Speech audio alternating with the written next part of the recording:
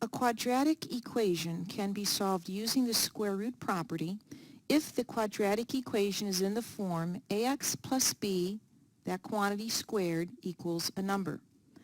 A very basic quadratic equation in this form is x squared equals 100.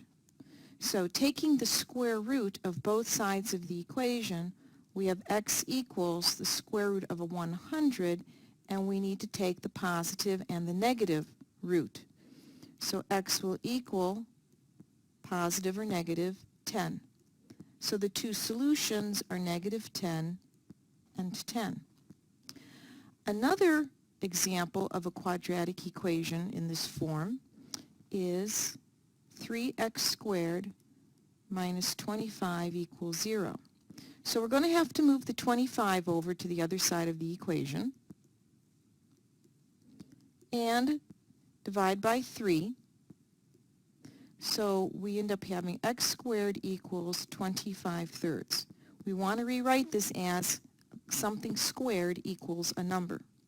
Now, taking the square root of both sides of the equation, we have x equals plus and minus the square root of 25 thirds.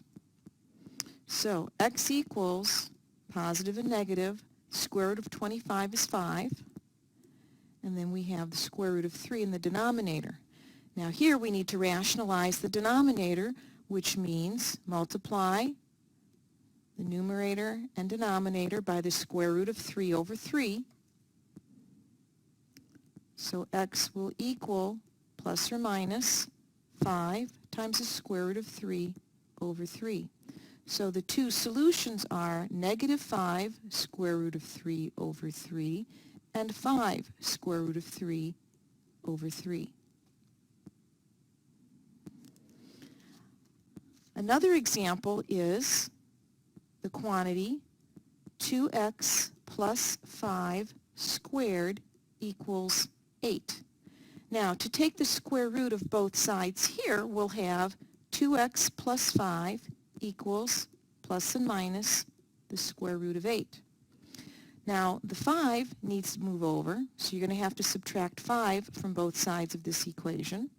So we have 2x equals negative 5 plus or minus, simplifying the square root of 8, that will be 2 times the square root of 2.